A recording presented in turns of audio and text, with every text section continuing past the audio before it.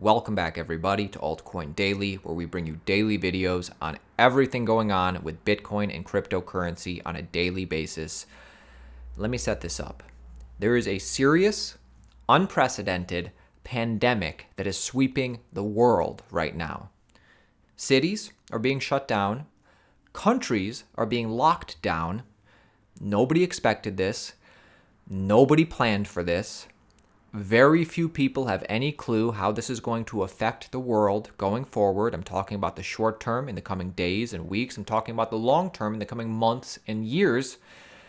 And I am not trying to be a doom and gloomer. I am not. But the reality is, this could change life as we know it, similar to how 9/11 changed life as we know it. There was before and there was after. This is called a black swan event. A black swan event is an unpredictable event that is beyond what is normally expected in a situation and has potentially severe consequences. Black swan events are characterized by their extreme rarity, their severe impact, and the widespread insistence that they were obvious in hindsight. I'll be honest with you guys. All bets are off. I'm concerned how this is going to affect Bitcoin's price going forward. In my mind, there are two possible outcomes. So number one, the first potential future that I see, and this is the bearish scenario, the first potential future that I see is that it is possible, because of this black swan event, that we continue to see Bitcoin fall lower.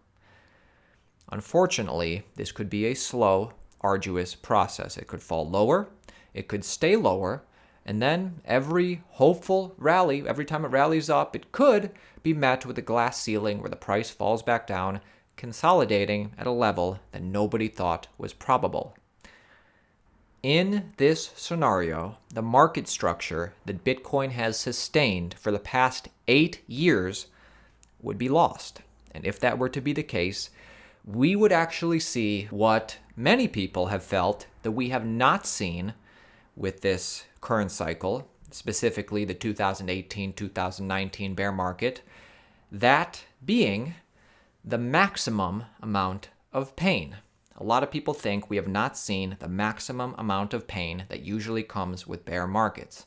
So what I'm talking about is a scenario where even the most bullish people among us lose faith in Bitcoin. I'm talking about people who you would never think would sell or capitulate, but they end up selling or capitulating near the bottom. I'm talking about people like Mike Novogratz, like Justin Sun, like Russell Okung, like William Shatner. I'm talking about people who understand cryptocurrency, have been vocal about it, but they just get so disheartened that they sell anyway. And I know that's something that people don't want to hear. I know that's not a popular opinion. But because of this pandemic, we have to consider that as a possibility. This could break the market structure, and we could end up hodling a lot longer than we thought. Number two, the second potential future that I see, and this is the more bullish scenario, is that it is possible that Bitcoin, while everybody thinks that Bitcoin is going to go lower, Bitcoin does the opposite and actually bounces back to $7,000, $8,000, $9,000, $10,000, maybe even go higher than that. And this could happen within weeks. This could happen after a few months. We don't know.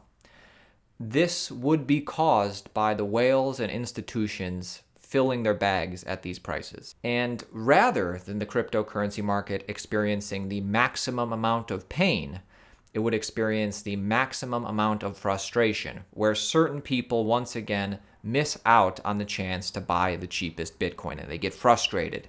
This is like what we saw back in late 2018, early 2019. Many people were frustrated, feeling like they missed the boat on cheap coins, because back then everybody thought the Bitcoin price was going lower, and then they ended up FOMOing in at a later date, driving the price higher. In my opinion, we have to be aware of both of these scenarios, and we have to plan accordingly. And this, again, is why you never invest more than you can afford to part with. I'm fine hodling. I'm fine. I mean, I can wait. The fundamentals are still there. I can wait as long as it takes. I can hodl with the best of them. But my question to you is, what do you think about all this? Of course, I'm just speculating. I think we have to be aware for both of these possibilities. To me, they seem the most likely. But I want to hear your opinion. What do you think about this global black swan event that seems to be affecting cryptocurrency? And at what time frame do you think all of this is going to happen or turn around? Now, let's pivot. You know that the Federal Reserve, in times of crisis, they've committed to you, the American citizen, that they will quantitative ease in record amounts to help this economy survive. The Fed has never printed more money. And to put this in perspective, I stumbled on this clip. This is from 2010.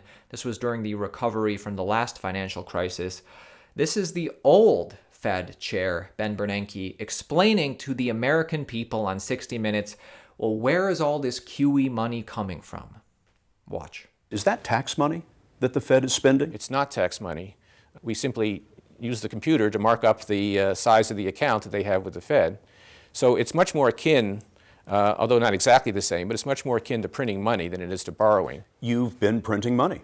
Well, effectively, and we need to do that because our economy is very weak and inflation is very low. I want you to understand that this money printing that is going on, not just in the US, but all over the world, this money printing cannot go on forever. Watch this video. I know this looks a little silly, but trust me, watch this video. This explains what the Federal Reserve is doing. I believe this video was created actually a few months ago, but Bitcoin is a peaceful way to opt out of this. Seriously, watch this. Did you hear about the Fed? No, what about the Fed? They announced another round of the quantitative easing. What does that mean? It means they are going to make large asset purchases via PAMO. What does that mean? It means they are going to expand their balance sheet and buy treasuries. What does that mean? It means they are going to print a ton of money. So why do they call it the quantitative easing? Why don't they just call it the printing money? Because the printing money is the last refuge of failed economic empires and banana republics, and the Fed doesn't want to admit this is their only idea. So why do they want to print the money? Because they say we have the deflation, and the deflation is very bad. What is the deflation? The deflation is when prices of the things we buy go down. Isn't that good? Doesn't it mean the people can buy more of the stuff?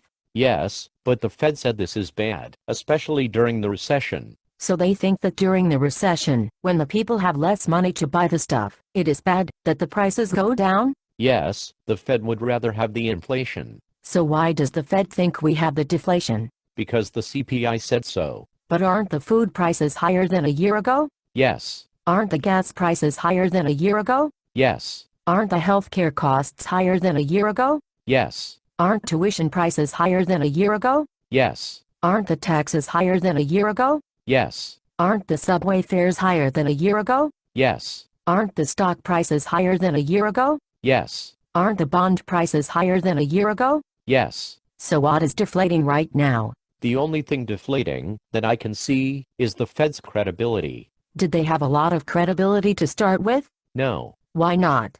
Because the Fed has been wrong about every major economic development in the past 20 years. You mean they didn't see the internet stock bubble? No. In fact, they helped fuel the internet stock bubble. And they didn't see the housing bubble? No, in fact, they helped cause the housing bubble. And they didn't see the subprime crisis? No, in fact, they told us subprime problems were contained right before the shit hit the fan and the Lehman went bankrupt. So has the Fed ever been right about anything? Let me see if I can think of anything. Nope. That is it, my friends. My name is Aaron. This is Altcoin Daily. If you're new to the channel, make sure you subscribe for daily videos, keeping you informed on everything going on in the cryptocurrency space today. If you got value in this video, give it a big old thumbs up. I will see you tomorrow. He's not kidding about printing money. The Fed issues U.S. currency. That's why it says Federal Reserve Note on all the bills in your wallet. This is the Bureau of Engraving and Printing, just a few blocks from Bernanke's office. The Fed's mandate from Congress is to put enough money in the system for maximum employment, but not so much that it sets off inflation. the Fed actually pays for itself and returns billions in profits to the Treasury.